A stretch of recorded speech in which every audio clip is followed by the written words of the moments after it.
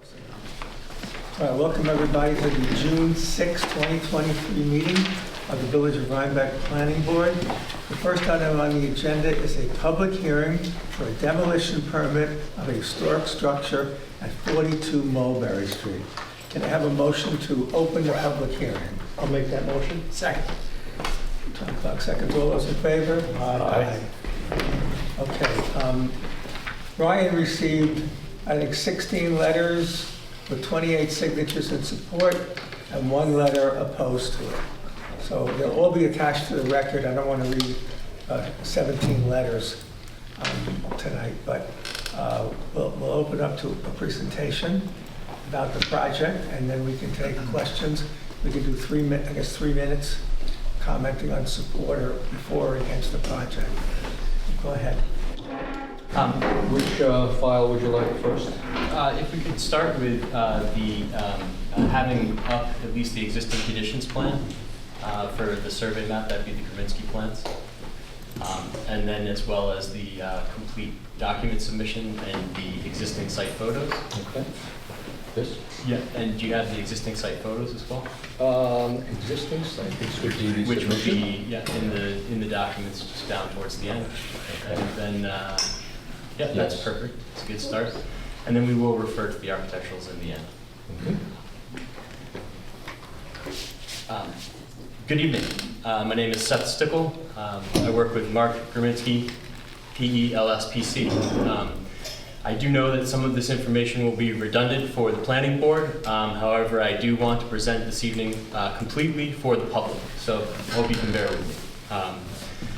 Tonight, it is my privilege to be here for a discussion with the board and the public relating to the redevelopment of 42 Mulberry Street, subject to Chapter 64 of the Village Zoning Code, Historic Buildings Protection. I'd like to take a brief moment to introduce my clients, my parents, Rick and Donna Stickle, and their history as it relates to the project, the subject building, and the community. My father's 6th great-grandfather was one of 35 Palatine families which began the settlement of this village, the town, and the surrounding area in the 1700s. At least 5 generations of my mother's family resided in the hamlet of Rhinecliff. Their history is connected to historic family names such as Atkins, Dietrich, Moore, Schultz, Tenbrook, and of course, Cal Stickle, who were stewards of local homes and land on Ackerhook Road, Chestnut Street, Kramer Road, Montgomery Street, Mulberry Street, East Market Street, and Violet Hill Road. My father's grandfather was a treasurer and board member of the Rhinebeck Savings Bank, where his picture still hangs in the lobby today. 3 out of their 4 parents graduated from Rhinebeck High School. My grandfather's on the same baseball team in the 1940s. My mother's parents' first apartment was on Chestnut Street, and my father's above the Ben Franklin's, now the bank's parking lot on East Market Street. After raising 4 children to the school age on Ackerhook Road, my mother's parents purchased 26 Chestnut Street in 1963. Her father working as an IBMer, and mother teaching at the Rhinebeck Elementary School till retirement. As their family of 3 children grew and the business developed, my father's parents, who established A.L. Stickles 5 and Dime, purchased 42 Mulberry Street, the subject of today's conversation, in 1951. Rick and Donna were raised in the village with their families active in the community. Both of their parent groups and much of the extended family remained in the area while my parents raised our family in Massachusetts, pursuing their higher education and careers as teachers. Over 15 years ago in retirement, they returned to the area to be present and involved in the lives of their siblings, my brother and his family, and to care for their aging parents and assist in property upkeep while maintaining their own 1800s farmhouse in Claremont. Traveling that 13 miles with multiple trips daily, they both continue their long family history of community involvement. My mother investing her time with the Church of Messiah, making food for the less fortunate on third Thursdays, and resurrecting the Rhinebeck Choral Club, of which her parents and other extended family members were members. And my father taking over his mother's positions as curator at the Museum of Rhinebeck History for several years. with their family's period of significance in this community and village, almost as long as the period of significance of the historic district, after growing up in a village a half a block away from one another, with my brother and his wife settling here to raise their boys, soon both to be graduates of Rhinebeck High School, with my sister recently purchasing a home on Chestnut Street, where my father used to be able to peer over his fence from Mulberry Street at my mother's house on Chestnut Street, and myself returning to the area, purchasing a home in Elizaville, down the street from a house where my grandmother had her wedding reception. Their children also continue that historical connection. I am honored to be here before you tonight to discuss the return of children of this village who are now in their 70s and looking forward to aging in place in a newly redeveloped home on the land where more than 85% of its history is my father's and our shared family history. As discussed at previous meetings with the Planning Board, the state and federal government have recognized the village's proposal to expand the historic district. However, local law has not yet formally been adopted. The current local law identifies the historic district as a period of significance noted to be from 1700 to 1930. The existing boundary is located approximately 140 feet south of the site along Mulberry Street, ending on the west side at 36 Mulberry Street. Based on the existing local law, the site is not currently within the period of significance and the historic district boundary. However, due to the proposed future expansion of the historic district's period of significance and its boundary, the applicant has been advised that the proposed demolition and redevelopment must comply with Chapter 64, Historic Buildings Protection. So just want to start on the existing site plan, which is great. Pursuant to Section 64-3, we have met with the zoning enforcement officer and the clerk, who referred us to the village planning board. As required by this code section, the owner and applicants are seeking review and approval of an application for a certificate of removal and demolition of a historic building and are proposing redevelopment of the site. It is proposed to raise the existing 1.5-story building, 3 bedrooms, which is listed on the property card as being constructed around 1940. The existing home is 1,452 square feet, including 96 square foot front porch and a 30 square foot covered back deck. A concrete walk wraps around extends to the front porch and then wraps around to the back porch. A 1-car asphalt driveway is located in the northeast corner of the site's front yard, and an existing 80 square foot shed is located in the southwest corner of the site's backyard. The existing home is provided with water by the Village of Rhinebeck municipal system, and overhead utilities for electric and communications are provided in the front yard. The existing sewage disposal system is currently a cesspool without a septic tank located in the rear yard. Based on the state inventory, the existing home's architectural classification is modern movement, the type Cape Cod. Section 64-1C of the Historic Building Protection Code does not mention this style of architecture. The home is not specifically named as historically significant, and the architect is unknown. Per Section 64-4C, the applicant is prepared to provide required information at this public hearing and offers the following. This is a long list, so bear with me. Number 1, history of use, occupancy, and ownership of the property. The history of use is single-family residential, with the existing home to be constructed, as I mentioned, around 1940. In 1951, the home was purchased by Al and Jan Stickle, the applicant's parents, who raised their family and remained owner-occupants until my grandmother's passing in 2019. Now the applicants are the owners and pursuing occupancy of this land. For 72 years, over 85% of this home's existence, the Stickle family has been owner-occupants. Item 2, engineering evaluation of the physical conditions of the property. An engineering evaluation of the physical conditions indicates that major renovations will be required with costs equal to or greater to new construction, including, but not limited to, replacement of all plumbing lines, Currently, when you turn on a faucet in the home, an orange particle-filled liquid with a strange odor is discharged, requiring running the faucets until the water is cleaned. This indicates corrosion of the inside of the plumbing supply lines or the city's water main. This is a health and safety concern for the occupants. Correction of this problem requires demolition of the old supply lines, installation of new supply lines, and replacement of the water service from the curb stop near Mulberry Street back through the foundation into the home.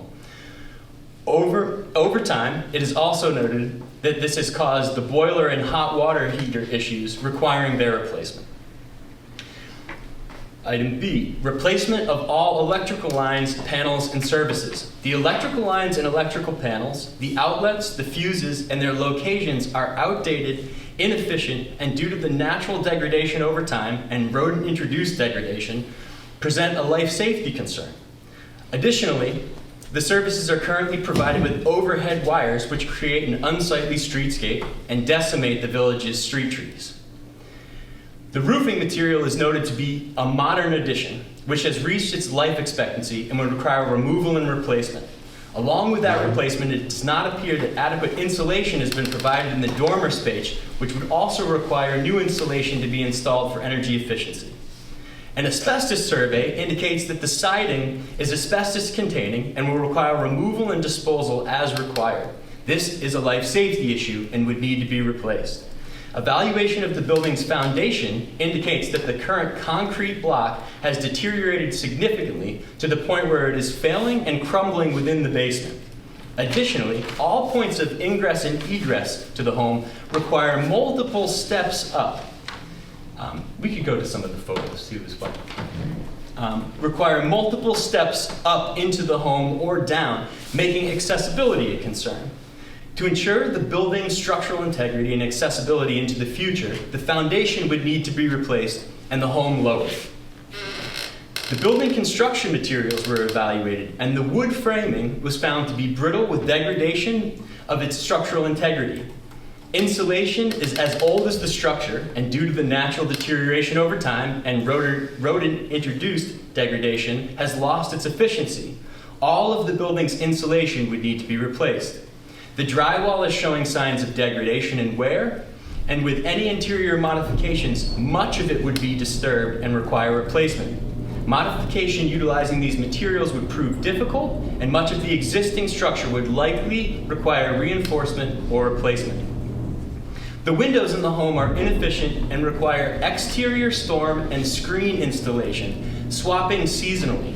These are large, heavy, cumbersome windows and require significant attention from the owner occupants.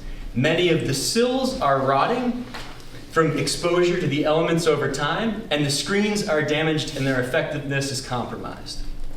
Building code compliance issues exist with the stairway up to the upstairs, which are currently attic stairs with a very steep pitch and narrow width, as well as the two upstairs bedrooms, one of which you have to pass through to get to the next.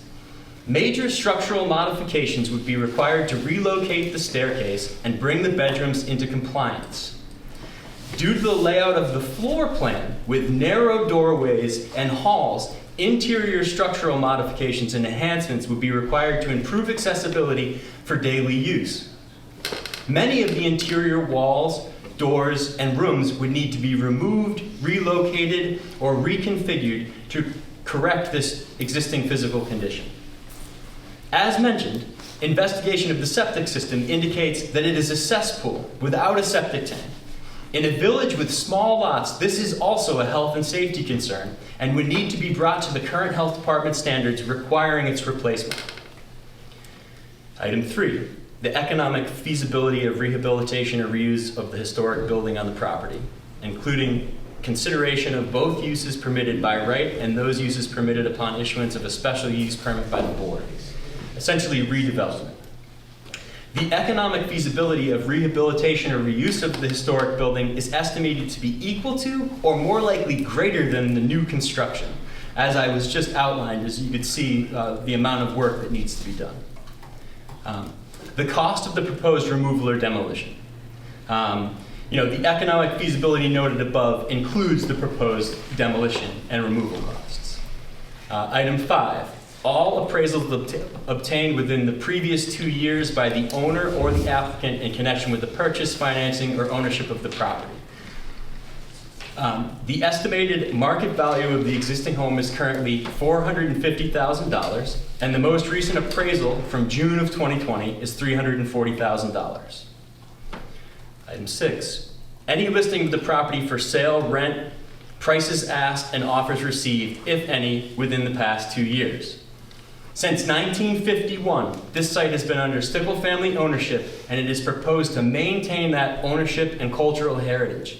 The site will be owner and applicant occupied, and no intention of sale or rental is proposed. The assessed value of the property according to the 2 most recent assessments. According to the current property card, the land and total assessment are $244,000 and $425,900 respectively. Item 8, real estate taxes for the previous 2 years. Real estate taxes for the previous 2 years are $7,821.06 in 2021 and $7,352.41 in 2022. For income producing properties, this is not an income producing property, therefore that's not applicable, in my opinion. The importance of the structure and the related property to the community's heritage. As mentioned above, the building's historic protection code does not specifically mention the existing structure or the architectural style. There does not appear to be specific literature or documentation referencing the existing structure or property relative to the community's heritage other than the state inventory referencing the summary of significance as the proposed Rhinebeck Historic District expansion. And number 11 just asks if there's any additional information, we could provide it. Is there any additional information needed by the planning board at this time? Doesn't seem like that. About a year ago, Rick and Donna started to consider options for relocating to this parcel so they could return to the village to age in place. It became clear that the costs of the renovation of the existing home and making it accessible for their use would be equal to or more likely greater than the construction, creating hardship. Therefore, consideration of redevelopment of the site became necessary.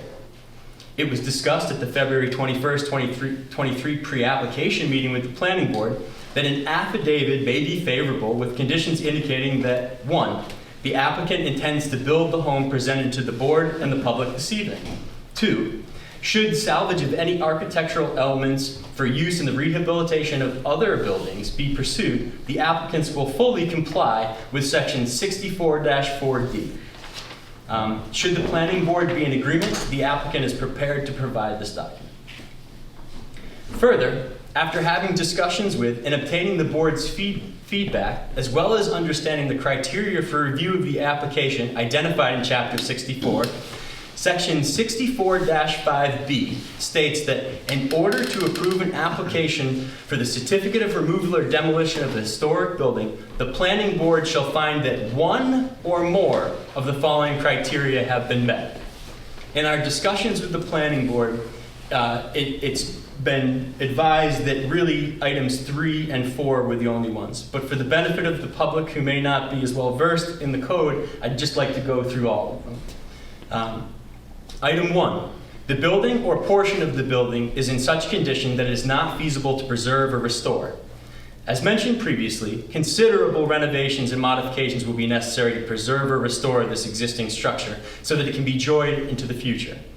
Although we live in a world where anything is possible if you have the resources, this would present significant financial hardship and require so much modification that it may not be feasible to preserve or restore this building. Item 2. Item 2 refers to a partial demolition of a building. Obviously, that's not applicable in this case. Item 3. After considering the interest of the public and the owner, the benefit of the demolition of the building outweighs any reasonable interest in preserving the building. A public hearing is being conducted tonight, and an assessment of the interest of the public in the proposed demolition and redevelopment will be evaluated.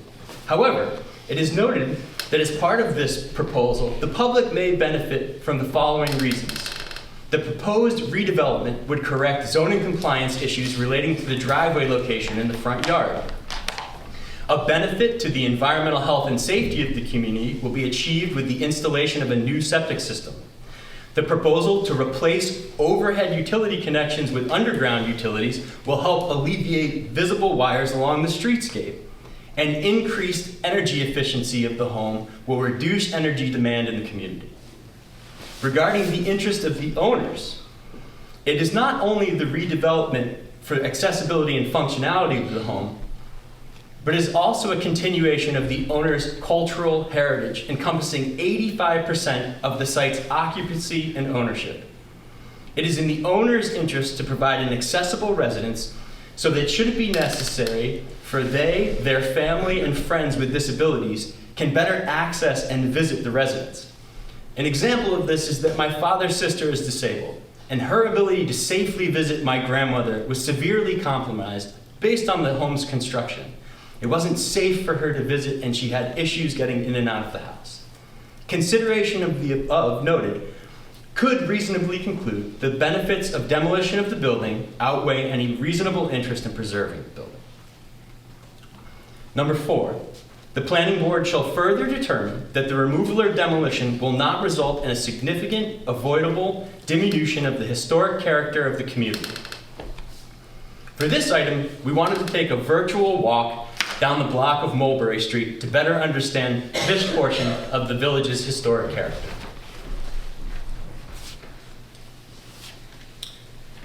Is this in the same document? Yeah, it's right there. It starts right here. Okay. So included with these materials that we've submitted to date is an elevation and architectural study of North Mulberry Street between the intersections with Chestnut Street to the south and Platt Avenue to the north.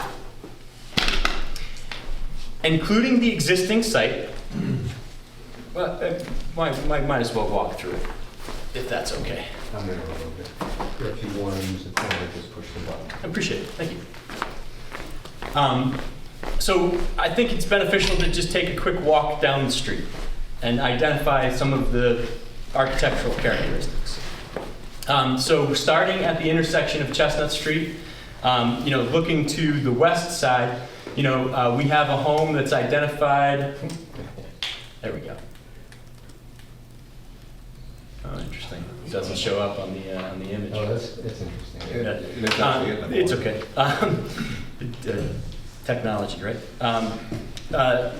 The first home, 35 Chestnut Street, is indicated as a modern movement architectural style.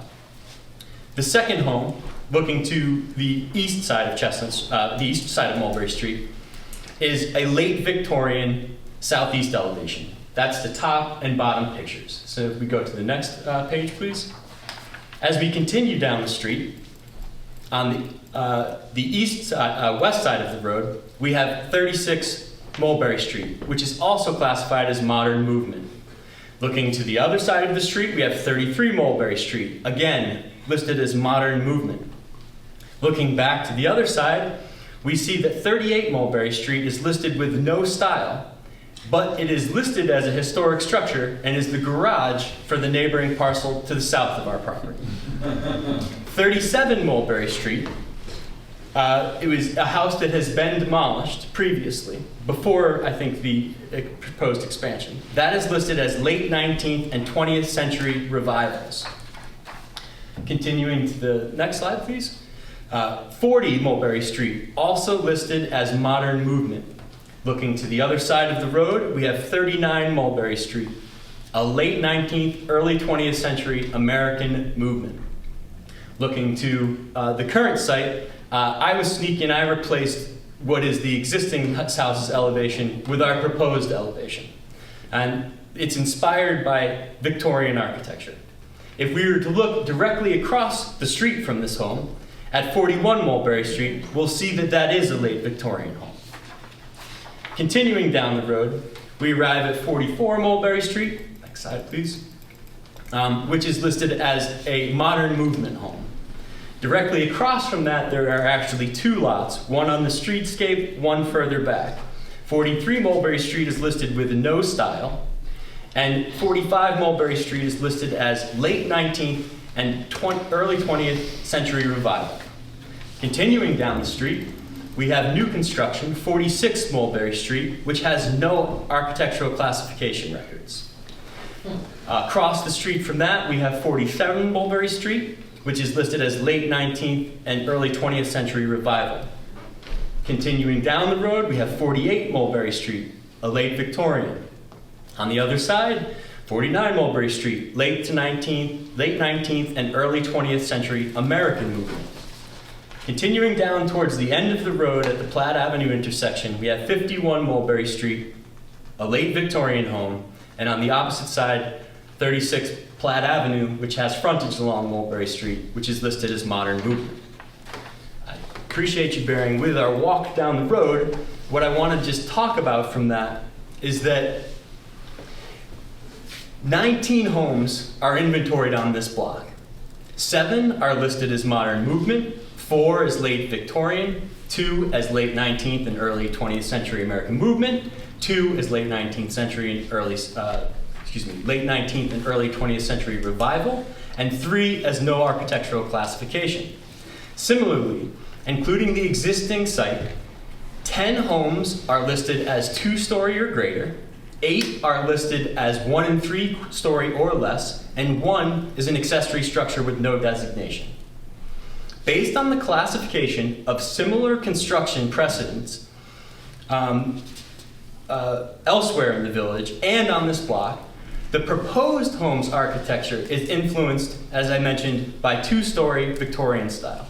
Therefore, this redevelopment would shift the number of modern movement homes from 7 to 6, and late Victorian homes from 4 to 5, as well as 2-story homes or greater from 10 to 11, and 1 and 3/4 stories or less from 8 to 7. This indicates that a change in the site's architecture will be balanced with the diversity of the styles on this block, and may even enhance the historical characteristics of the community, while at the same time remaining consistent with the majority of the homes, which are 2-story. Just asked if you could provide the proposed renderings. It's the last sheet in the architectural set. It's the architectural set's another PDF. The plan set? Yep. I don't believe it's open. You have 2 Grumetsky plan sets open. I don't think there's an architectural one. Okay, hold on.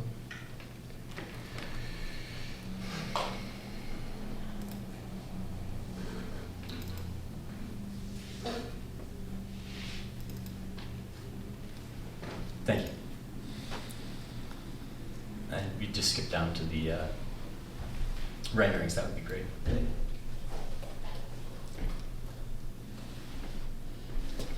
The proposed site redevelopment is influenced by an architectural style noted in the period of significance currently listed within the Historic Building Protection Code.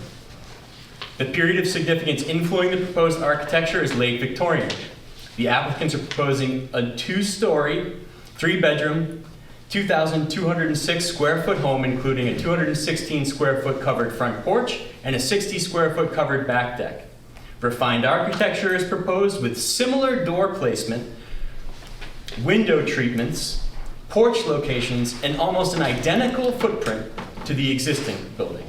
The new dwelling will utilize the existing footprint with a lowering of the foundation for accessibility and a 2-story construction with improvements including the health department approved septic system, a conforming driveway, and an energy efficient home design. The major change is the 2-story architecture. However, this architecture is consistent with the village's significant architectural periods and common along Mulberry Street. The visible fenestrations of the proposed 6 over blank double hung windows on the upper and lower stories, consistent with the existing home and the neighboring homes. The front porch includes a low-pitched hip roof and turned wooden columns. Trim accents and placement of scallop shakes along the gables and at the midpoint of the home are proposed along the roof lines and the overall facade, which is typical of other homes located within the village. The elevation and architectural study indicates that the proposed residence will contribute to the sense of the identity within the community and provide tangible linkages to the village's historic, architectural, and cultural heritage. Specific reference to the existing structure relative to the village's historic, architectural, and cultural heritage is not found, indicating demolition will not diminish the historic character of the community.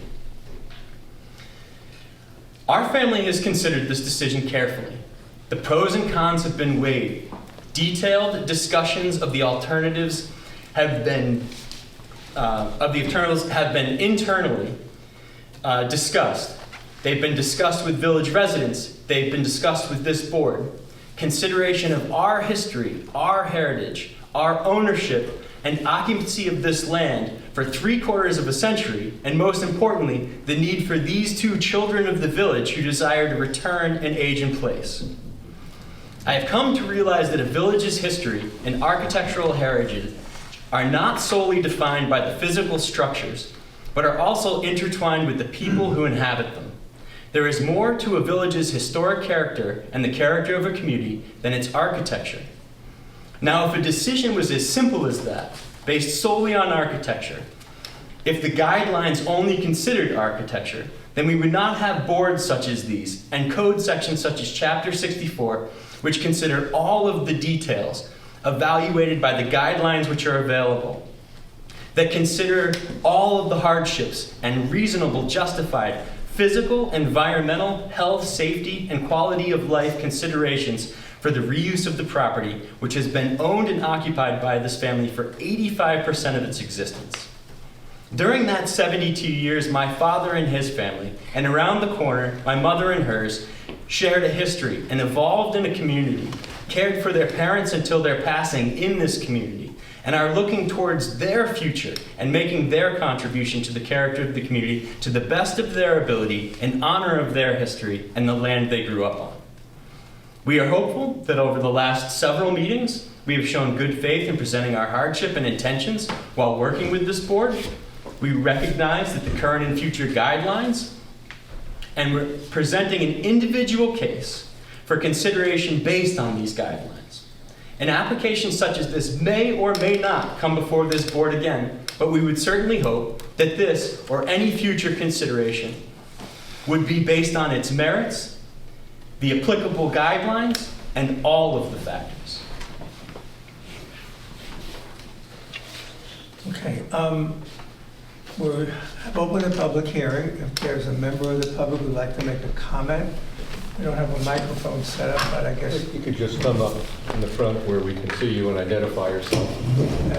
state your name and address and keep your comment to 3 minutes. We appreciate that. And we're here tonight to talk about the demolition permit, not about the new construction. That will be at a different meeting if the demolition permit is granted. So we'll focus on justification and whether you would consider being for or against the demolition of this building. Anyone would like to make a comment? Or if you're all part of the letters that were already submitted, come on up. Hello, my name is Susan Cliston, and I'm a resident of the town of Rhinebeck, and a lifelong resident, and also own a sliver of land in the village. I would just like to say that I am in favor of the board approving the demolition of Mulberry Street.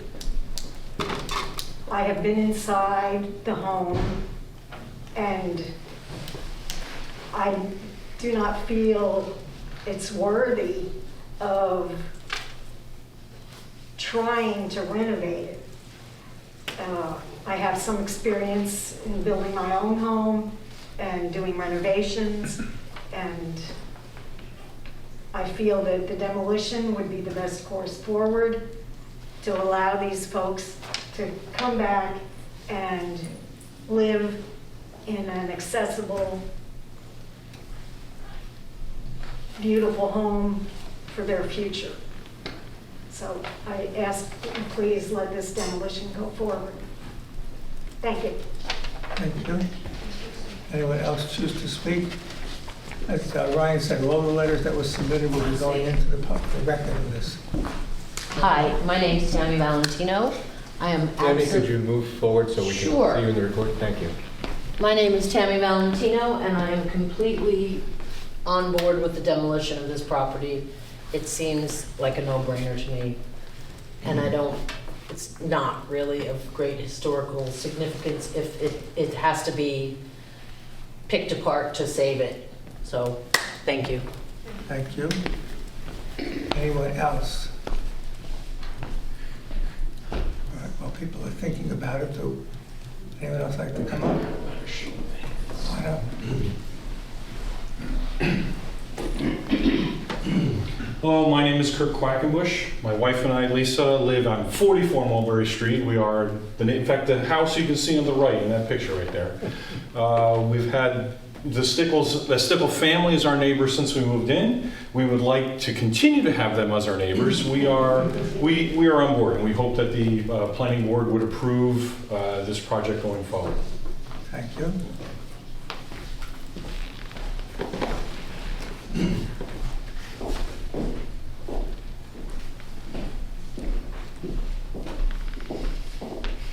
Hi.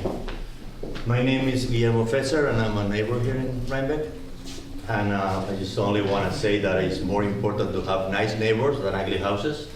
So I think to have these people here will be great for our village.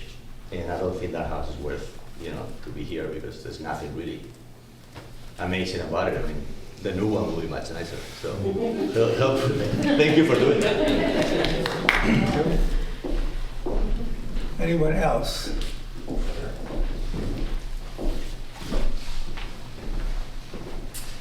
Good evening. I want to thank Seth for his really awesome presentation, very thorough. The only significance to the existing house is its age, and I don't think that's really enough of a criteria to preserve a house, and I don't see any other merit, or is this clearly merit what they propose to do in keeping the Stickles in Rhinebeck. So I very much support the grant of demolition permit. Thank you.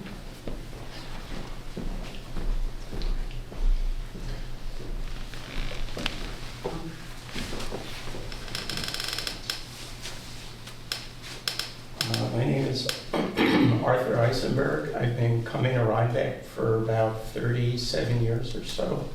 I married a woman who grew up in Rhinebeck, so I feel an attachment to the community, and I've known the Stickles for many, many years. I'm also a PhD microbiologist, and the thought of having a bad septic system attached to the house is certainly not a good idea, and I would be totally in favor of the demolition. Thank you. Thank you.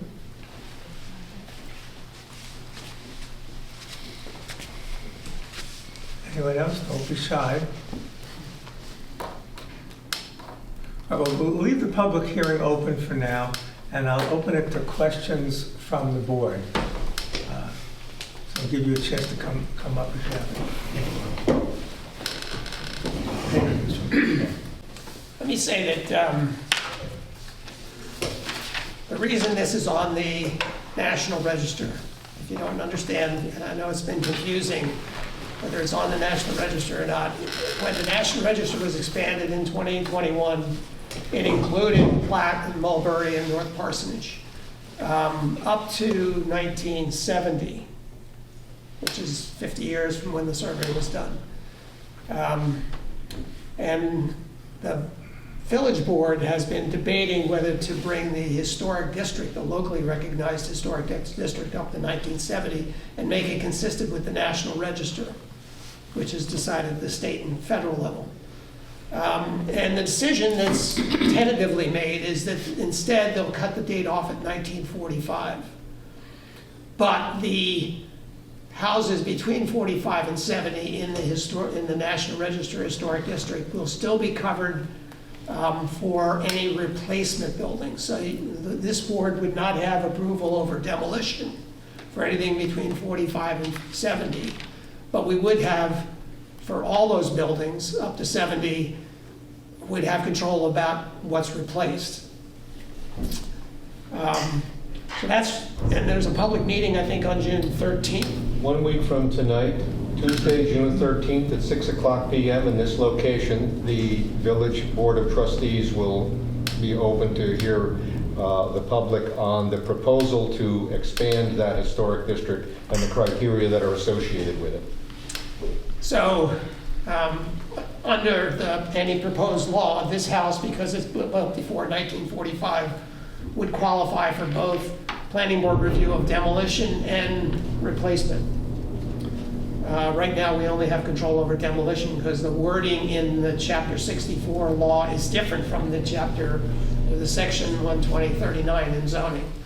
So that's what the discrepancy is all about. The other thing I wanted to mention was that if you read the National Register expansion nomination argument, the reason they justified taking buildings up to the 1970 included not just architecture, the value of the architecture, but the connection to the violet growing industry, which was very heavy up on Platte and North Parsonage and in that area up by the fairgrounds and through lots of the village, actually. And these houses built before World War II was complete were noted as being either owners or primarily workers who worked in the violet industry. And so it had a sort of more cultural influence in terms of the value of those buildings. They were viewed as that connection to the violet industry. And then they somehow jumped beyond that and said, well, the greenhouses all came down after World War II, and we decided to take the period of significance up to 1970 because those are the replacement houses that took over after the greenhouses left, which didn't make much sense to me at the time, still doesn't. But certainly the pre-war houses, or before the end of the greenhouses, these houses in this neighborhood in particular were likely worker houses who worked in that industry. And so there is some sort of cultural as well as sort of architectural, because they're old and they're not really modern style. They're more Cape Cod and not ranches and more typical modern houses. So in that context, it is debatable as to whether you should keep this house or not. It's not an architectural gem by most people's standards. It's old enough to qualify for protection, but the way I look at it is that when we consider any of these demolition permits or replacement permits, site plan permits, we have to look at it in terms of the individual house, not about what sort of precedent it might set, because each individual house is different. The quality of the architecture and deterioration over time is different. The cultural influences are different. So I just want to make it on the record that I don't think this is setting a precedent if we do demolition. There is language in the demolition law, he read it, that gives an argument that the value of the owners balanced against the public value of the preservation of the building should be considered. And that gives a bit of subjectivity and wiggle room in terms of any decision we make.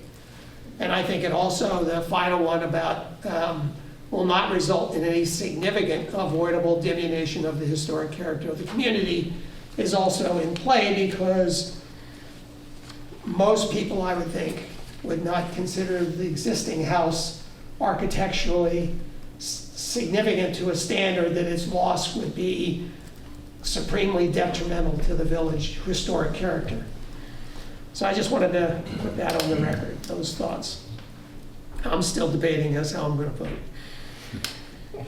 See, since the historic demolition law went into play, we have granted 3 demolition permits. The first one was a house across from Warren Smith's house that was trying to be saved, and they kept trying to delicately work on it, and eventually the whole foundation collapsed, and the efforts to save it were lost, and we granted a demolition permit. The second one was for the police station.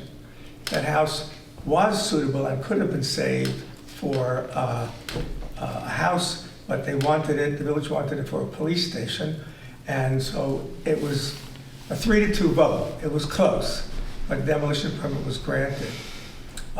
The third one is very similar to this house. It was 37 South Street. It had been owned by the Catholic Church, and if you leave a building with the windows open for 10 years, everything starts to rot. And the plumbing was no good, the foundation was no good. It would have cost more to replace it, to fix it than it would have been to replace it. The same argument that Seth made.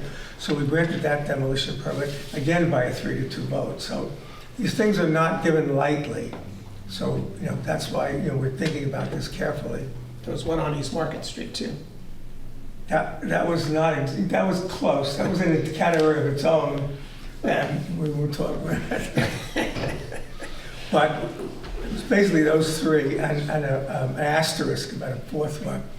There was actually a fifth that the Catholic Church had another building across from your house. That was torn down before the law Without went it, into effect. Before I even moved here.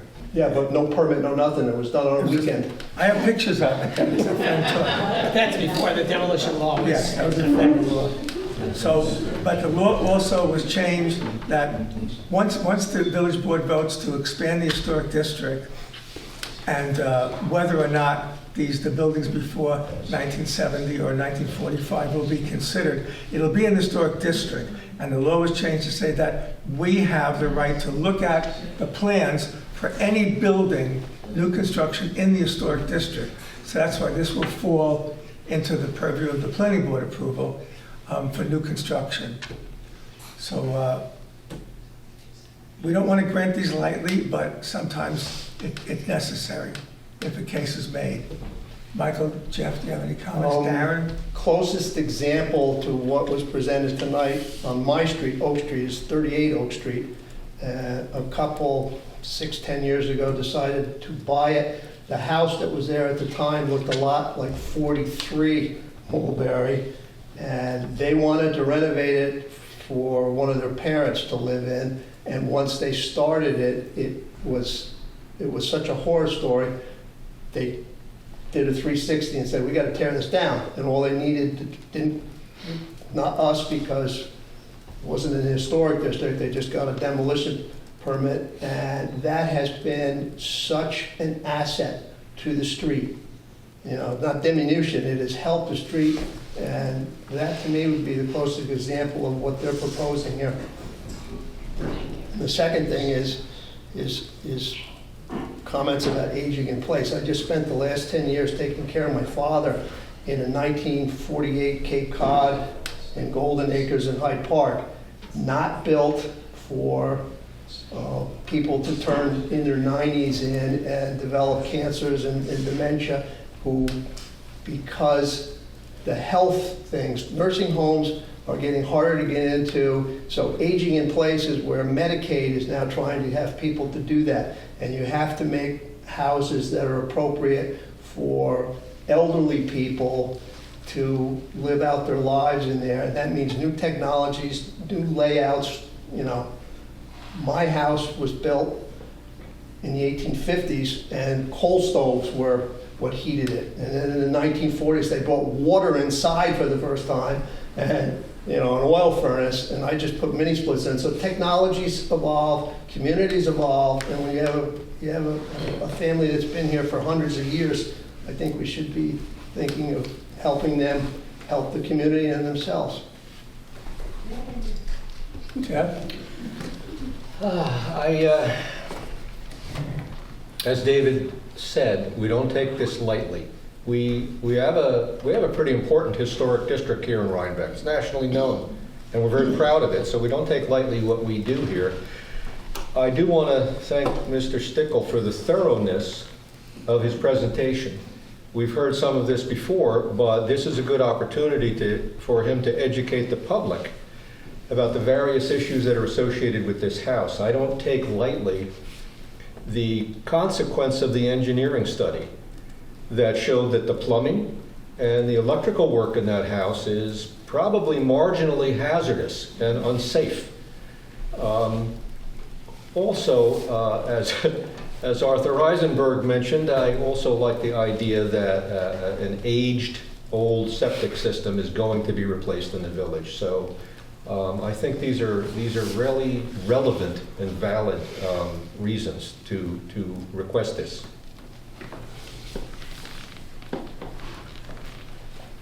So, yeah, so echoing the importance of what we have to consider tonight, I'm also struggling very much with this and have been for weeks since this first came up and months since it first came up, actually.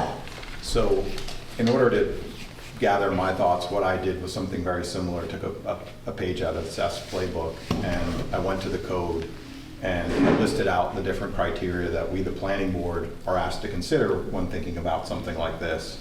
And it really helped me gather my thoughts, and at the end of it, I didn't know what the outcome was going to be when I sort of did a tally as to the way we're presented with a process to think about this. I didn't know what the answer was going to be, and at the end of it, I did come to an answer, and I thought something I should do tonight is I should state this for the record. I think we should get some findings on the record related to it, and at least the public will have the benefit and the board will have the benefit of understanding the way I'm thinking about it, and this is just the way I'm looking at it. So there are, for starters, 6 criteria or 6 thoughts that we should have when thinking about historic buildings built into the code, and I'll run through them really quickly. The first one is that the building is of such architectural or historic significance that its removal or demolition would be a detriment to the public interest. And as I thought about that, I thought, in this case, that is not what's happening here. And I did want to clarify that although the house is often referred to as modern movement, the home is more accurately a Cape Cod. But even as such, it does not seem to have much historical significance in the architecture itself, and I think that's been brought up a few times tonight. The second is that retention of the building in its current form and/or its present location is important to the village's history or character. And I do feel that there is a case to be made for this here.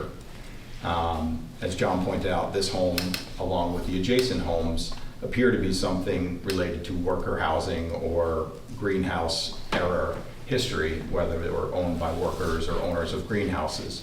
So I do feel like the loss of one of these houses, which have a similar architectural style to one another, there's 3 of them in a row, is something to be thought about, because there is a bit of a loss that comes with that, a cultural history, an association with an industry that's no longer here in the village. The third criteria, which is that the building the building is of such old and unusual or uncommon design, texture, and material that it could not be reproduced or reproduced only with great difficulty. I don't feel that applies here. I don't think there is so much detail or significance that it would be difficult to recreate this house. Number 4 is retention of the building would help preserve and protect a historic place or area of interest in the village. Again, I don't think that applies here. Number 5 is that retention would promote the general welfare by maintaining real estate values and encouraging interest in American history and architecture. Again, I don't see that applying in this case. And then number 6, whether throughout the review process the applicant has consulted cooperatively with the planning board, local preservation groups, and other identified interested parties in a diligent effort to seek an alternative that will result in the preservation of a historic building. I can say that the applicants have been extremely cooperative, extremely upfront with their presentations to this board every time they've been here. Seth's presentations, as Jeff points out, have been very, very detailed and very thorough and very considered. So I do believe that the applicants have had a very open mind to any alternatives that were raised in any of the prior meetings, and not many were raised tonight, but I think they would still be open to them had they come up tonight. But those are the criteria that we're asked to think about. Those are the things we're asked to process this through. But then it distills things down to 4 decision-making criteria, the 4 things that we have to consider when making a decision about a historic demolition or a historic removal. And we're asked if we can find one of these 4 to be the case, then it suggests that we're allowed to grant the certificate of removal for the home. So I'll walk through what those 4 criteria are. Number 1, as Seth pointed out, is the building or portion of the building is in such condition that it's not feasible to preserve or restore. And I thought quite a bit about this one, and I don't believe that I agree that the building is in such a condition as not worthwhile to restore. And where I'm taking this from is that when I think about the way use variances are considered, use variances, I thought it was an area variance, but when they think about use variances and the case law that supports some of the decisions that have been made around use variances, it comes up that maximal financial return is not the criteria when considering these types of things. If you have a building that's not achieving its fullest potential, but it is able to earn a return, then you are able to show that you have a financially viable building, right? It's not proof to say that, well, it's a single family home. If I could build 50 apartments here, I could do much better. That's not a good argument for a variance. And in this case, I'm not sure it's the right argument to make when thinking about a historic home. Just because it's expensive to upgrade these things doesn't necessarily mean it's not worth doing, and it's not necessarily an argument that you have to completely replace it. I am sensitive to the cost, but I do not think it's a direct justification whether you should replace with new or consider renovating old. So I don't see the financial hardship case to be made here. And then I also think that there's the ability to, and not this, I know this is not what anybody in this room wants, and it's not what the Stickles want, but you could potentially sell the home to potentially someone different, someone with a different lifestyle, perhaps a younger or smaller family not interested in aging in place, who might find some of the functional obsolescence in this case to be maybe even a benefit or something that they could live with, right? Maybe they're not as into cooking or don't worry so much about stairs. So there might be the right buyer for such a home. So I think there's an argument that can be made that someone else might see this differently. So I'm not sure I believe number one applies in this case. And then the second criteria is that in the case of the removal or demolition of a portion of the building, the historic characteristics of the remaining portion of the building will remain intact. And again, we're not talking about, a portion here. So I don't think this criteria is relevant, but I did want to point out that I think the nod towards the footprint of the existing home is a good one. I think keeping the massing the same, when you look at what's proposed and what's there today, we're talking about the same footprint, and that was brought up in the presentation. And then some other aspects that were brought up, keeping the 6/0 window styles and some of the massing of the porch. So I'm pulling in a little bit of this criteria, which doesn't apply to say, I compliment you for trying to bring in things like that to keep some of the spirit of this home or its former footprint alive. Then moving on to some more relevant criteria. Number 3 of our 4 criteria. After considering the interests of the public and the owner, the benefits of demolition of the building outweigh any reasonable interest in preserving the building. So the public and the owner, as John pointed out, right? So we're asked to consider 2 things. And from the perspective of the owner, it's very clear, right? The benefits of demolition clearly outweigh the costs of retaining the building on a number of counts. From the perspective of the public, I was first inclined to say no, but then I thought about it in terms of what would happen if we didn't grant this certificate of removal and the applicants or someone they potentially sold this home to came to us for a substantial renovation of this home.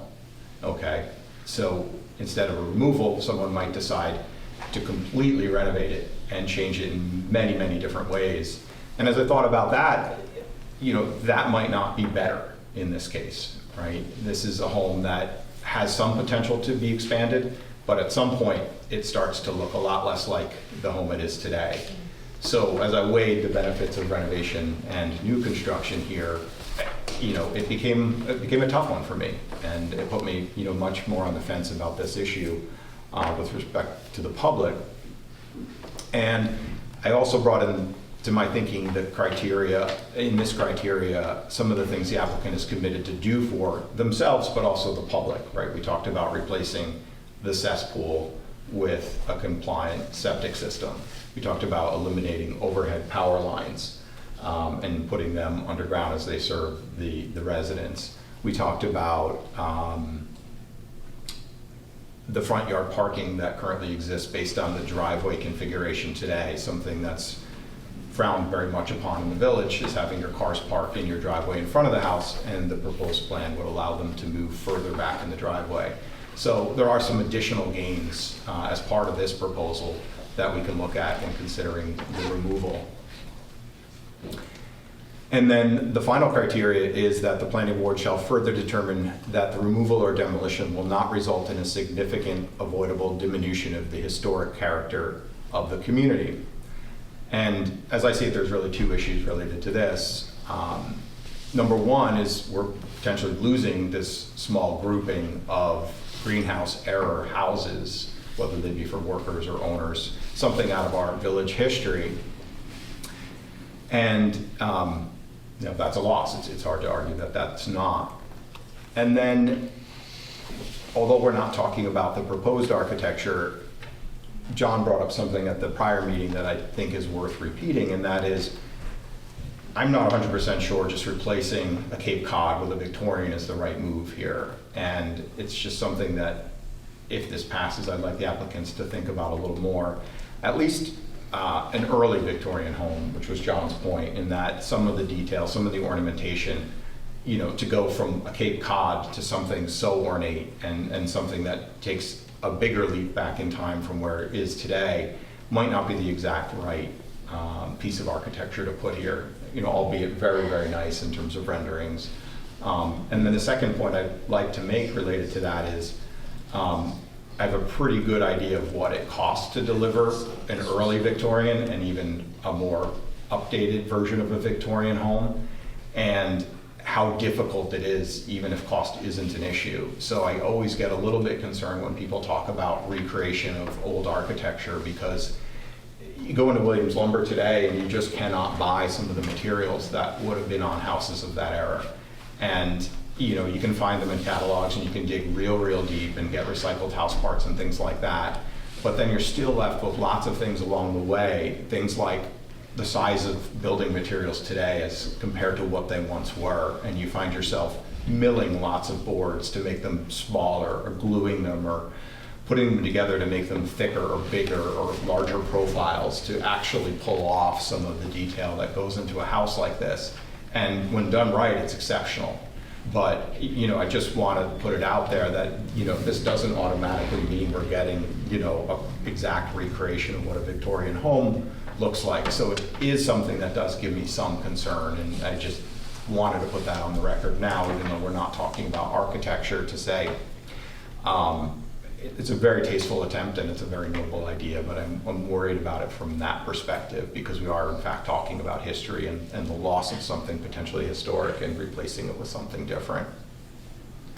So at the end of all that, on the first 6 considerations, if you haven't been keeping score, I think 5 of 6 are actually leaning towards the applicant, but those aren't our decision-making criteria. But I actually think that a lot of the first 6 don't necessarily apply or aren't necessarily effective here. And then on the 4 actual decision-making criteria, reminder, only 1 of which is needed, I think, as I stated, number 1's a no. It just doesn't seem to be the right thing. Number 2 is a sort of, right? So we're somewhere on 2. Number 3, I think, is a yes, barely, but it's a yes. And number 4 is a no. So, on the first tally, 5 of 6, and on the second tally, sort of 1.5 to 2 of the 4. And then I did want to note just the overwhelming amount of public support, not only in letter writing, but in attendance at this meeting, including the 2 homes next door and the homes directly across the street do seem to be in favor of this. So in the way that a comprehensive plan would factor into planning board decision-making, I do give that credit as a significant voice of the public, being in this room, sending those letters, and the immediate neighbors who would most directly benefit or suffer if something wrong was done here. So just wanted to put all those on the record, and that's how I'm thinking about it. I'll just make one more personal comment. The village has 500 homes, around that number, on the state and federal historic district. There are some magnificent ones, like the Benson Frost House on Chestnut Street, or the magnificent house on Livingston Street, but the majority of the houses are the simple worker houses, summer homes from people who came up from the city.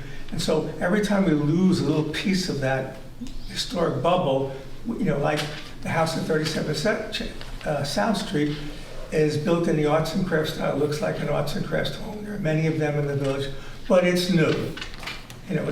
We don't want it to become like Williamsburg, Virginia, a bunch of fake old houses rather than the legitimate old houses. And as John said, we don't want to set precedents. We want to be careful when we make a ruling. We only make 3, and it's difficult. And I've said this many times before. There are philosophies of architecture. There are some buildings. I went to a museum in Washington D.C. They added a wing onto it. There's the same marble, limestone, whatever, and it looks like it's always been that big. There are other philosophies that say we're going to add a wing to this building. We're going to make it a glass box to declare that this is new. It's not part of the original historic building. So this is very, debate around the country, and architects, and Warren knows that. So, if we have more comments from the public, if not, we can close the public hearing, and then we can consider making a motion for or against the demolition permit. Any more questions from the public? Can I just ask before you close the public hearing, of the people here, could we maybe, since people don't necessarily want to speak, just see the show of hands of who's in support? Okay. That would be great. I would appreciate that. For anyone who's in support, it would be great to see just to, represent that. It's a significant portion of this audience, and that's important. So I thank you, all of them. So, do I have a motion to close the public hearing? I'll make that motion. Second, Jeff. Second, Jeff. All those in favor? Aye. Okay, any other questions from the board? We need to make one more vote, Chair. We need to do the neg deck. Okay, can I have a motion for the neg deck? I'll make the motion. I'll second that. All those in favor? Aye. Aye. This means that the proposal will have a negative effect on the environment. That's what the No. It won't have a significant negative. Significant negative. Yeah. Thank you, John. Yeah. So, do I have a motion for or against the demolition permit? I will make the motion for the demolition permit. Do we have a second? I will second the motion, Jeff. Okay, all those in favor of the demolition permit? Let me, Right, all those, since I've been on the fence throughout this thing, okay, well, let me just explain how I'm going to vote. Okay. And why. I was initially against this. I thought that we should really not set a bad precedent. And then I started thinking individually about this house. And I was, and the first house that came in, the first design that you brought to us initially was not something that I would like to see built in that place. And so the applicant has worked with us to come up with a house that does, and made I thought, a very compelling argument about not just those 3 houses on that side of the street that sort of look alike, and this will be a little odd in the middle of the other 2, but what's across the street and what's on the entire block. And then there's a real mix. And that you see that there's sort of a eclectic mix in Rhinebeck, in which you have small houses and big houses.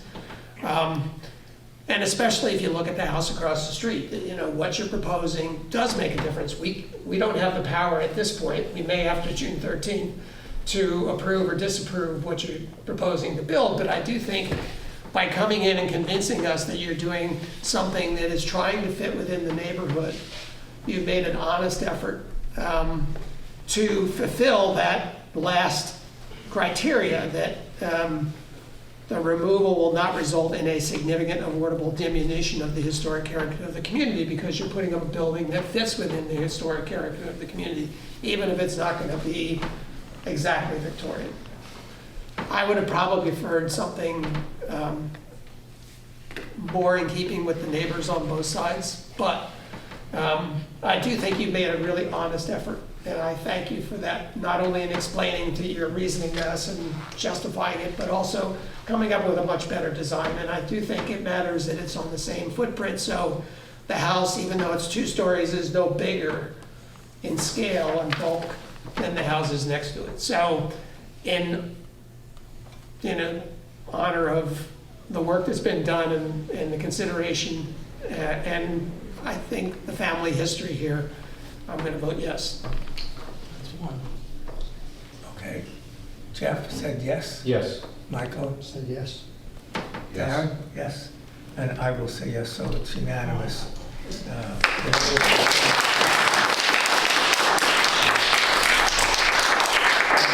We appreciate your attendance tonight, and we appreciate your understanding how difficult a decision this is for us. We have to really be careful to protect the historic district. Thank you for your work and your comments, and maybe we'll be working with you further. We'll be back. So value Tuesday. Thank you so much. Thank you so much.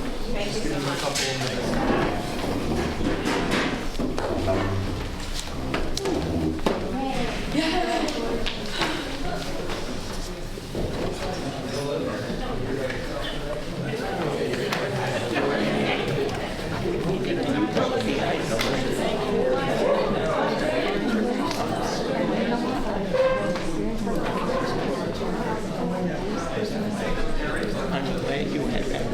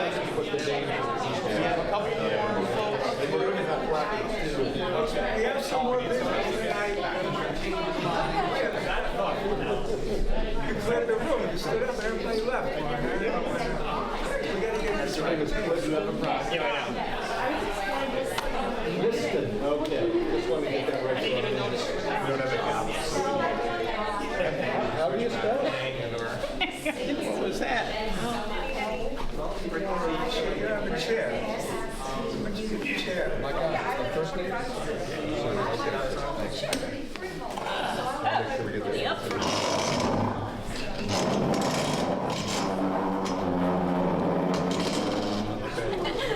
Let me throw this away.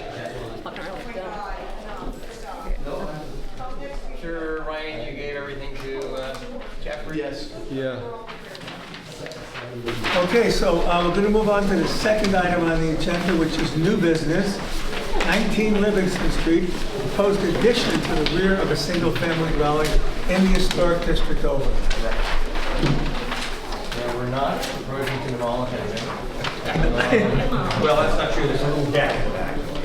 Well, This house is a really interesting history. It's one of the earlier ones, I think, on the block. And you may know that it was a nurse's residence for a while, and it was physically attached by a walkway to the old Thompson House Hospital. I was looking at it the other day, I walked past it and said, that was the nurse's residence. Right. And what's kind of interesting, I'm showing the wrong image here. What's interesting, these are two different, they all look very similar, but we had three trees that really did a job in.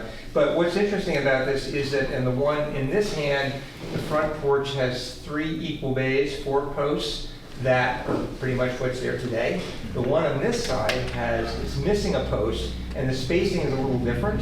And the other thing you'll notice in both of these, it shows there was a gable in the middle of the front, not the shed dormer that's there today. So there have been a number of changes to this house over its its long history. We're not proposing to change anything that you can see from the street. I just thought it was kind of interesting historically. Karen Kane and her husband Michael Valenza have collected a lot of these old postcards, as many people do, of the houses, and they're finding that I think on the National Register listing, which I did provide. So this image, which we'll get to in a minute, it's there, is basically looking down the driveway, the current conditions. And so there are trees on the side, and you can't see too much of what's in the back. And what we're proposing to do is do an addition in the back. So we're not getting any closer to the side property lines. We're in more than, required setback there. We're hardly getting any closer to the back. There's a garage in the back corner that we're not touching. That's about 2 feet off the property line. But what we're really proposing to do here is to remove an existing back deck behind the kitchen area, and the office was used as a studio for a while. And basically the main floor is kind of the... Warren, Yeah. which of the documents are we looking at right now? Well, I've provided... Of these here? Yeah, well, let's see. The cover sheet is this sheet, which has the site plan on it. That's the second one down. Shall we look at that? Sure. Yeah. I mean, it's not necessarily easier probably for you to turn around and look at it, but that's a rendering of the house, the addition in the back, and then below it, a photograph of the house today without the proposed addition in the back. So with respect to that image, the one-story addition on the west side will get a little longer, but you can hardly perceive that from the street.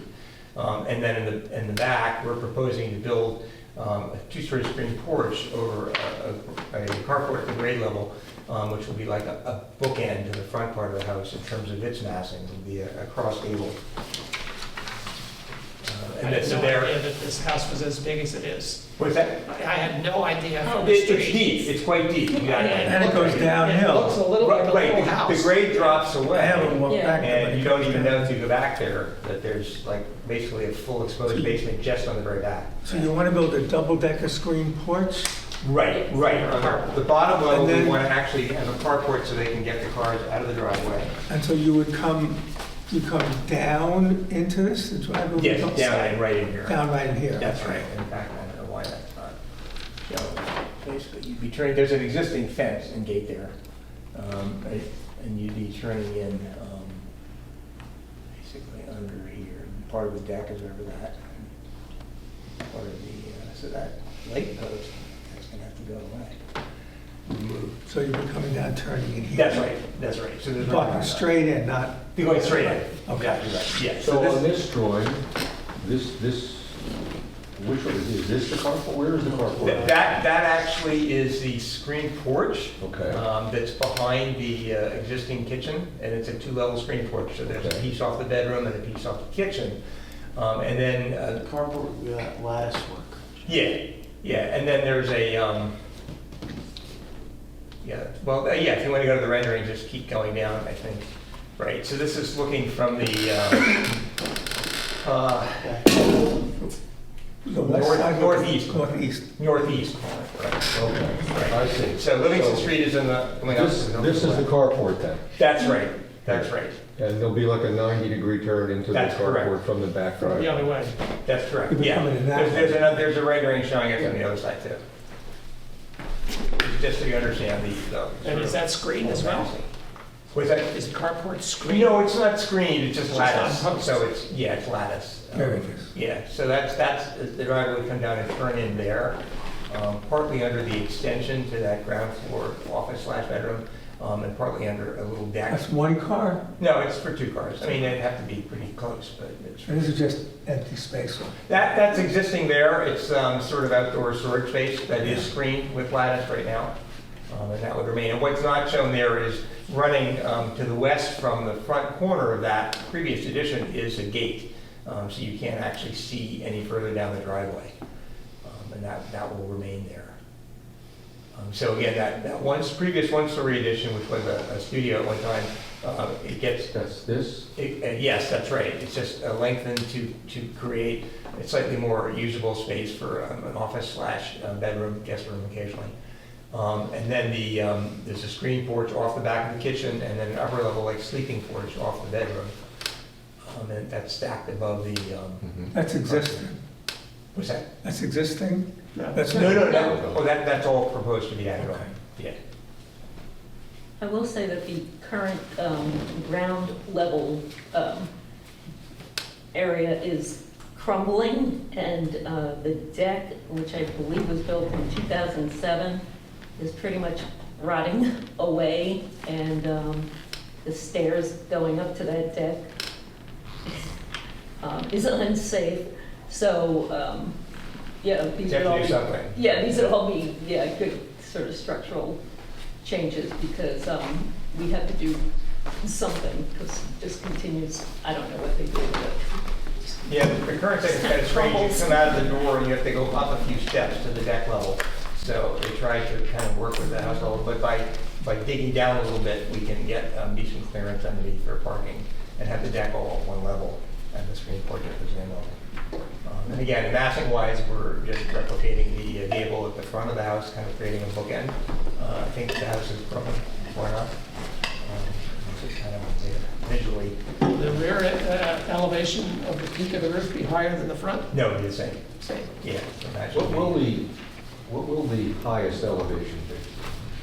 Yeah, it's like 26 feet, I think, is the actual height. Yeah, there's average from average grade to average. That's halfway up the. Yeah, it's like 23.6, but the maximum is 26 feet. So it's well under the 35 feet as a village. So just on the record, Warren, based on the parcel card, it's listed as currently 3 bedrooms, That's right. and with the proposed addition, you'd be going to 5 No. bedrooms? No, we're not adding any bedroom. We're enlarging the existing Okay, ground so floor the bedroom. screen, you just mentioned the screen porch. You said Would be sleeping a porch. bedroom. Oh, but it's sleeping- a porch off a bedroom. Come on, it's not a bedroom. And then the bedroom in the We'll be addition. out there in Maybe in the December. summer. No, there is an existing ground floor room, can be used as a bedroom. And that's getting enlarged, but it's not creating an additional room. And we're not changing the picture to. Does it have a closet? A It dedicated does have a closet? closet, yeah. Okay. No, I'm just waiting for Oh, the yeah, no, questions and there's an from existing ground the floor Board of bathroom. Health. Yeah, there's an When- existing if ground this floor gets bathroom. approved, Yeah, and a building permit gets submitted, yeah. they see 3 bedrooms, and now 2 new spaces are being labeled They're as, screened, they're not. Screen As porches, bedrooms. They're Brian. not unheated, doesn't count. They're outdoor Screen and spaces. porch. it's just, I've had numerous conversations with Dave Pearson, and for some reason, the Board of Health's interpretation changes as Okay. each conversation happens, so. Well, yeah, Unheated spaces do don't not call it a count. sleeping Okay. porch, it's a reading nook. I mean, it's a porch. It's a covered porch off the back of the Covered house. porch. If you put windows in there, Yeah, heated yeah. space, then it becomes a room. Although it's off a bedroom, so I mean, technically. Yeah. Hey, you know, if it isn't covered right now, Yeah. you know, when does it get covered? Or Well, when, sure, no, sure. when does this get talked about? Yeah, yeah, no, Does it happen absolutely. now, or does it happen? It's a good conversation, but it really Later would be on. with the building code and the health department, right? But we're not increasing the bedroom count. So then this data in the, this is in the zoning analysis document. Yeah. These are current or proposed, so in other words, the, what was our height here, we have 35, maximum 35 feet, is that proposed? No, that's the building code. That's the building code. Okay, so the maximum would allow, the existing's 26, That's correct. 23 and a half degree. Yeah, right, we're not changing that. No height increase proposed. Uh-huh. All right. Right. So this is the code minimum and the setbacks, maximum. Your existing is 17, and I think you said you'd be going to 18% in the proposal? The existing coverage is 17 and we're going to 18, that's right. Okay. Yeah. Okay. It's a big lot. It's hard to calculate. It's a deep lot, right? It's hard to calculate the height of the back roof because it's a hill. And you have to, there are calculations for hills. Yeah. We did it with the hospital going down Montgomery Street. How high is it above what? And you know, there's formulas for that. Right, so it's the average, typically it's the average Average. grade to the average roof height.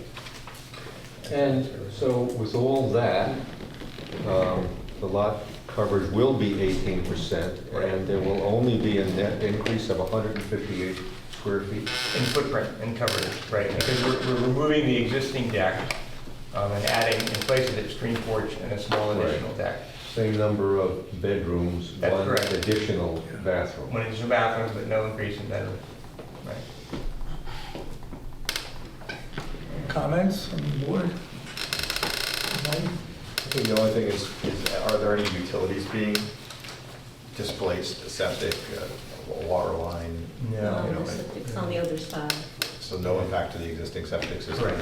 Or is it current septic system with an expansion area, or is it?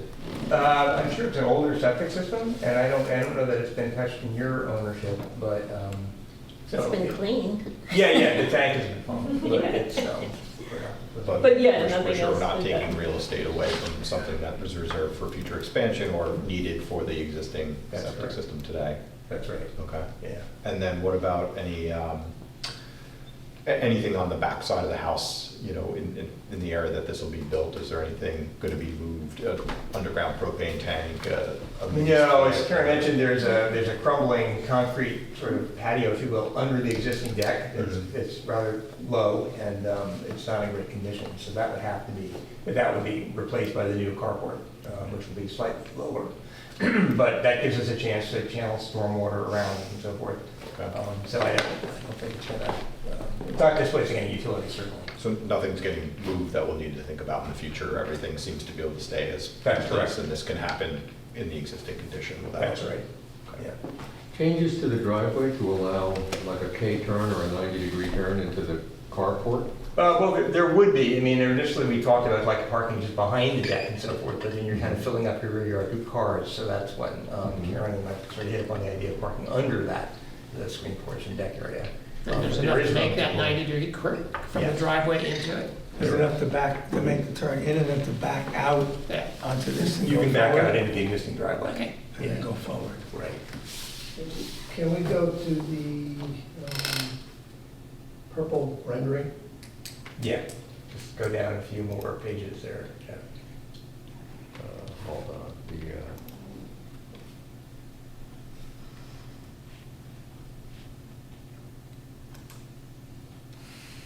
That's the cover sheet.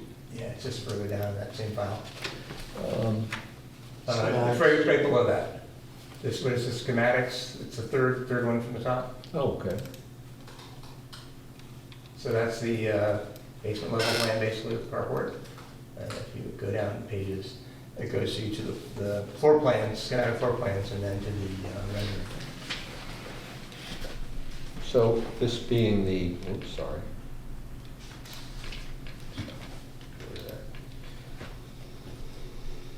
First floor, so this is the lower screened porch. That's right, the screen porch off the kitchen. Yep. And this is the little area that you're increasing a little bit Mhm. from the existing. Right, With a small deck, the carport is directly under here. that's correct. On the second floor, then, this is the screen porch off the bedroom that you're calling the sleeping porch, Screen porch. okay? Screen porch. Mhm. That's So it. my question is over there on the right side with the horizontal metal porch railings. We had an issue a number of years ago with a house 2 or 3 down from that had done the same thing on the front. And they got called in and we made them replace the metal with up and down spindles. Okay, which house was that, do you recall? It's 13. Casano's. And it's Oh, down Casano's. below. I think that Romeo and Juliet balcony without, Right, without right. permission, it wasn't even, we didn't even That's talk right. about it. There was a window there on the plans. Right, right. But theirs is visible from the street. Yes. This is, Ours is not. this is totally, you can't see Yeah. this from anywhere, it's in the back of the house. Yeah, it's back in the house. I think most of this is invisible from the street, it's downhill, you know, you really can't see much of it. I mean, Much when the different than trees what you- leaked out, it's, you know. Much different than what you can currently see, because it goes, this is the street, and you're all the way down here. I don't have a So problem with it. from the street, what's visible now is the portion of this Yes, you can see that little structure. piece Yeah, in there. if you keep going down in the file, there's some additional There's a rendering. little piece here, you see. Right, that's a better view of the side, that's like from the neighbor's property.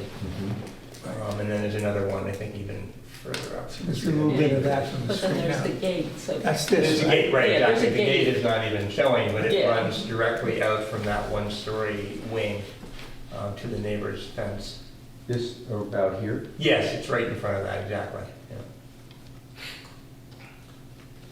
Is the historic part of the house just the front part, or is that middle Well, part? those bays had to have been added at some point in the 19th century, I think. Yeah, certainly the side bay, but I'm talking about the rear cross.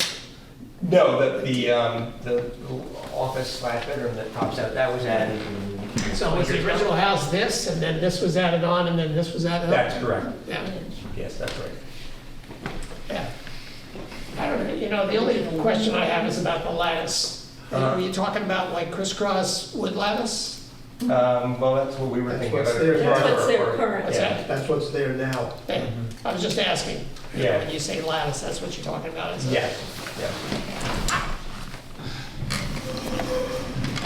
Like I said, I never knew that this house existed beyond the front, because there's so much landscaping. Looks like Right, a tiny house. landscaping. Yeah, and it looks like a tiny house from the street. Right, well, it was originally. I mean, it's about 1,900 square feet. I mean, the basement is unfinished, and it's got the original wood planks in there, and it's got a beehive oven and the coal pit, and, you know, all of which is thankfully preserved, in which we have, Left alone. we have, yeah.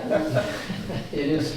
We don't So know. I don't have any problem with this because it's gonna be It's hard to invisible. believe that that much house Yeah. is hardly visible from the street here. I mean, this, Well, my house This is is, seen my from house the is street. 3,600 And, square feet, and you can't see it the from the only street. difference that might be visible from the street is the little bit of the extension on this portion, correct? Right, right. How many feet back further is that going? You wouldn't be able to perceive the difference. Yeah. That is, dimensions 179 feet. But it's not. Hard to say, but it's at least 100 feet from the street. Yeah. So right now, we're in line with the back wall of the kitchen. So we're going about 12 feet back. Yeah. And it says that the lot is That happens. 179 feet deep, it's quite a deep lot. Yeah, it is a deep lot, right? And this thing is about at least 100 feet back from the street. Yeah. Up to 179 or more, maybe 125 feet, so I don't have a problem with it either. See, this is what the Stickle should have built, is something that looked like this, because it would have a Cape Cod quality to it. It does have a little bit of a, with the original Victorian gable, it would have seemed a little more like a Yeah, carpet. but, you know, the square columns and that Yeah. sort of thing, if they had built something like this, I would have felt even better. Yeah. But, We haven't done it Come yet. in with something like what? that? We haven't done it yet. I know. Well, they have to go you back may to change site the plan law in approval. time that we would have review power. But this would be a good No, this thing example of started- something that would be 2 stories, Did but this still start as fit a within the demolition right permit or when Right. you submit the Although I site will plan? say, the eave is The top very starts. low upstairs. They haven't submitted a You site, can't stand at the front. they haven't submitted a site I mean, if plan. it was, you know, Yeah. 2 feet higher, it Oh, still yeah, would so look You like. can only Long move as it straight has to. ahead, you can't move to. They passed the law, I don't know. I'm not a lawyer, this isn't done yet, needs to be done. You can punt the agenda until it is. So for the addition there, I think you mentioned the siding that will be used will be what? Well, it can be water hardy board. I mean, generally it depends on what's Smooth. most readily Smooth known. hardy board. Smooth finish, right? Yeah, it'll match. Yeah. Exactly. Okay. Right, Make sure that's on the plans. Or Yes. in the minutes. yeah. Because no matter how many times we I stress it, know, the other everybody stuff. does it. The other stuff. And what do you do once it's up? I agree, John. Tell them it's Sand either- it down. Send it down. It should be specified in the site plan, because that's. Well, the- we've done that, and it still crops up. Wait, what do people use? They get the stuff that's textured. Wavy hardy board Oh, looks like, looks no. like, Here, you heard it, or? smooth hardy board looks like cedar. I A know. wavy hardy board looks like, No. I don't know, Looks like. No. vinyl, yes, that's what it looks Maybe anything Like they wavy. did on 37 South Street. No popcorn I ceilings. didn't know no. better than. Too late. Um, Well, I mean, the irony is, it can even be in the drawings, and that doesn't guarantee that builder's gonna order it, or, you know. Yeah, that's what happens. They got a special in Williams. I can cite at least probably a half dozen It'll go where we back. specified smooth and it came out. No plan to do any sidewalk repair or, Our sidewalk has been repaired okay. at Great $5,000 cost, right? expense. Yes. And it's a gravel driveway, dirt gravel driveway. But yeah, the sidewalk has been leveled last year. What do we need to do? So procedurally, well, wait a minute, hold on. Yes, Fair share. Mr. Clerk. Procedurally, being that this is in the historic district, past practice is you guys have scheduled a public hearing. You did it for the neighbor across the street, you did it for Casano, you did it for the house 2 doors down. So you guys have that option. Otherwise, we need to do lead agency, neg deck, and then final approval, so. Those it's up to involved you. pools though, didn't they? Well, Yeah, Mr. 2 doors down in Casano, Casano. Mr. Casano tried to get a pool in, he was denied by the Board of Health, but Yeah. you did it for 22 Livingston Street, which is just across the street. That was for raising ceiling in the back and creating a second floor. And then, I forget their last name, they're at 25 Livingston Street. I mean, theirs was a complete reno of the house. But But there was a couple screen porches, I remember up on my end of Livingston where we didn't do public hearings because it wasn't visible from the street. it's your discretion. Yeah. How do you feel about the necessity of a public hearing? Anybody? I don't think I have the history with Okay. when you're not to comment. What is- How far back do the immediate neighbors' houses go? Is there any view from windows out of the adjacent houses in The the rear? adjacent neighbor at You 17. neighbor Oh, on the yeah. west. Oh, and a Mimi, yeah. I mean, there's trees there. Do your houses go back this far? I mean, Well, not as far as the addition. We don't have a, Certainly, they're lined up. Yeah, well, pretty much at the front. they have a deck in the back as Parcel. well, covered. Parcel access should be there, Joe. So And on one right, side and is the old hospital, The right? other side is the old Yeah. hospital. That's And then the gigantic. one next to it is the one with the big tower. Yeah, That's the the turret. one, right. So actually, the parcel access image Those are kind of really shows cool, yeah. this house in relation to the one on the other side. So the one on the west doesn't even extend as far back as the Right. current house does at 19 Livingston. And then the old hospital property, has an addition in the back, and of course, another separate living unit at the far back. But it's mostly their parking area. Yes. Would have a view of the Right. screen porch addition.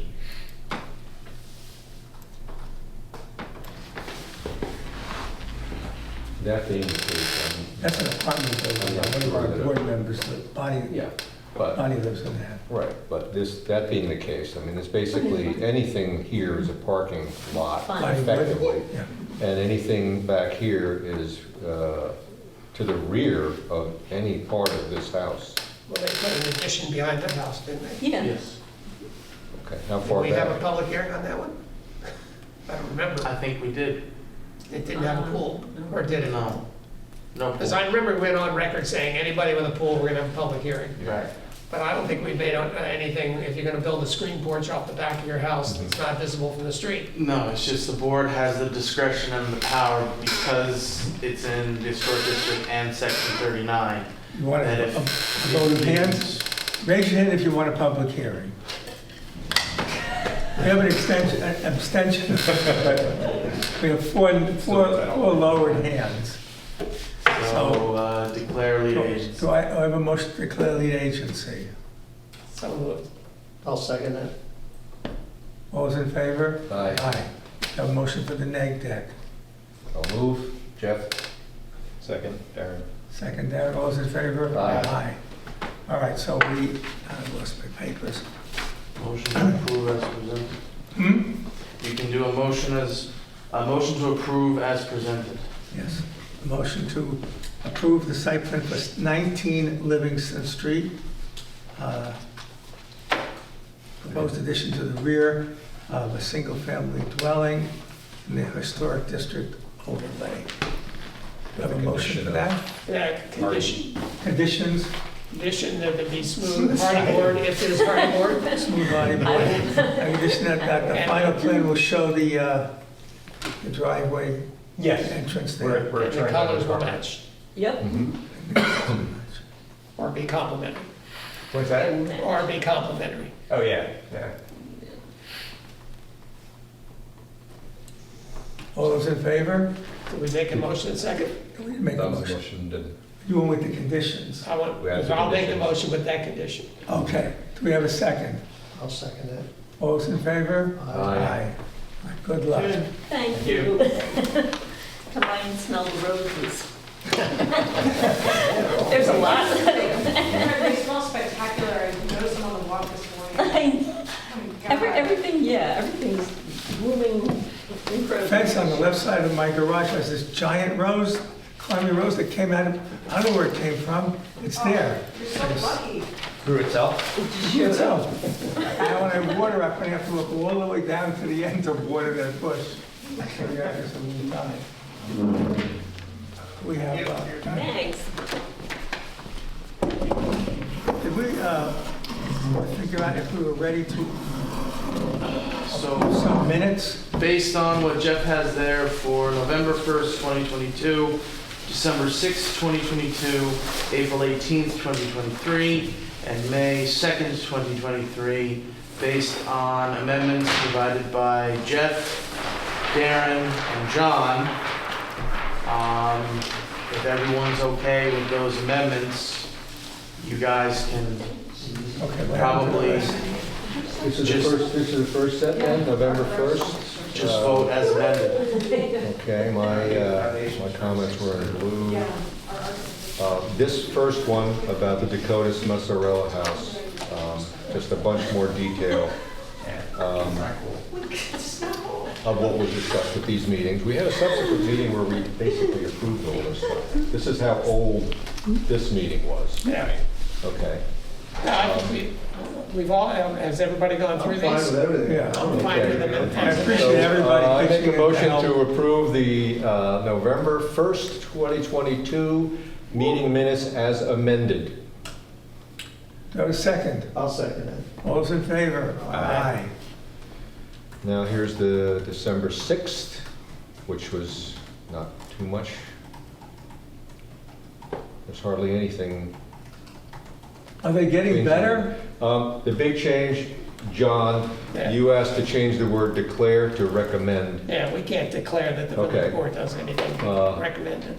which was frankly, the main change to this one. Okay. I'll make a motion to approve as amended. I'll second that. At December 6th. December 6th, 2022, as amended. All I'll those second in that favor? motion. Aye. Aye. April 18th, 2023. This has John and Darren's comments. Only I three of think us were the- there. Three of you, so. Yeah, I think John, the part here highlighted was, I believe, the part that you made, parking spaces in the Yeah, front of and the then- house. And then Darren added that other Okay. one, which was And good. then this part here was added by Darren, correct? Yes. Any other discussion on this? I make a motion to approve the April 18th, 2023 minutes as amended. I'll second. Whoops. Oh, I'm sorry. Yeah, go ahead. All those in favor, whoever was there, couldn't vote, I guess. Aye. Aye. And the last one is, what's the last one? The last one is this one? May 2nd. Right, May 2nd. And this has, okay, this was the Terrapin. And here were the issues, maple tree, collection bin, the comment Michael made about heat pumps being hidden, make the entry 24 feet instead of 30 feet as was agreed, noting that the parking spaces are correct as required. These are the 5 criteria that were made in the motion that was passed for that. We had this discussion with Mr. Durman about the EV. This was the first of the discussions. They put the fence up at Terrapin. They did? Notice. Yep, I did. Okay, They put a fence over the whole backyard, back portion facing. nice. Got the heat pumps and all. What? They covered the heat pumps and right on through to everything else. Yeah. Okay. And then finally, I put a bunch of stuff in here because we spoke about the cellular antenna, and Miranda had done research and presented a lot of documentation that we looked through at the meeting. And the only remaining thing that came at the end of that was Ryan said they'll search for the actual minutes. But that was about that.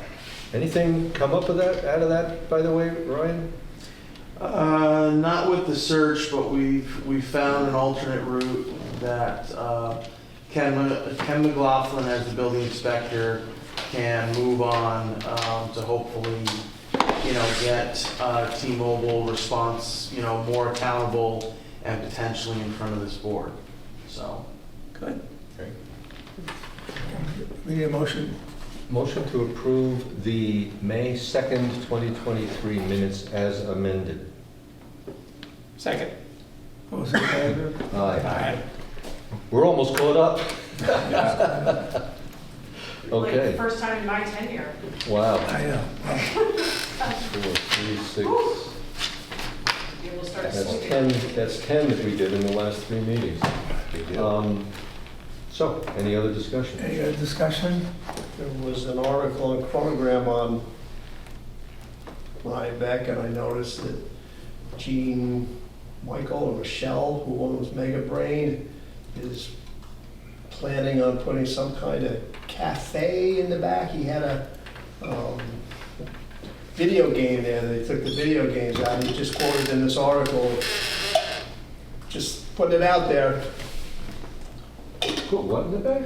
He had an area in his comic book store where he had video games, Oh. arcade games, and I took them out. Those And big old arcade, antique, the pinball machines. they're gone, and now it's something, he wants to provide food for teenagers. I don't know what he means, it's Okay. just, I just read it yesterday, I was so, in there last week and that back area is curtained off. yeah. People can't, So- my grandchildren wanted some Can toys. you put that on your list? But Yeah, I mean, Ryan, we don't have a CEOs here during the day, but we can figure out how to exactly approach this. I mean, unless something either is in the works to open or actually happens, we can't, just you know. someone sees a kid coming out with food from the. It's not like we're a certain body that We have knocks on the door at arrested. 3 a.m. and says, Undercover kid. what's going on in here? Anybody have a teenage spy we could send in there? $5 bills. Give him $5 to play video games and take some pictures with his phone. Bring him out. So we'll try to pay attention about, if there's any signs for this cafe that go up, and obviously then Okay. we have the opportunity. I mean, we do have to speak with them because it was noticed that they have a table and chair out in front of their window, and technically that's a no-no. So Are they allowed to just have like a bench without asking? they can have a bench, but they can't have 2 chairs and a table. For what purpose? To eat something. Either to eat something or to sit, but if they want that, then they need temporary outdoor seating from the same office from us. So Okay. they need to answer that. So there might be an opportunity to, do a little. Interrogation is a little excessive, but No, he's a very nice guy and a very successful business, and the kids love it. I did find out today there is some other business moving into where Woodstock meets is, or was. Apparently it's another meat and cheese shop. They're gonna give it a go. I guess they're offering 12-month leases for that space. So, I mean, I didn't even count how long Woodstock meets even there. So they're not sure if they're gonna utilize the existing bracket for a hanging sign. They might just use the display windows. So. Meat and cheese, you said? Meat and cheese, that was as far as I got with this. Sounded like a young man on a phone, a car phone or something, driving, so. We shall find out what that, produces and whatnot. Zephyr was a little unsure about when she thought she could just come and present to you guys tonight. So I unfortunately had to give her the bad news that she has to be on the June 20th because she didn't make the submission deadline. So they will be here June 20th for the circular sign that is going to hang off a bracket in the one corner of their retail space on the outside. So that's Good on placards, since the guy from the Red Hood Daily Catch asked who all of us were. So I know they're ordered. I just don't know when they're going to get here. So right now, the village clerk, Martina, is at a seminar with New York State doing training and continuing education. So when she gets back, I can ask her and have a more concrete answer for you guys for June 20th.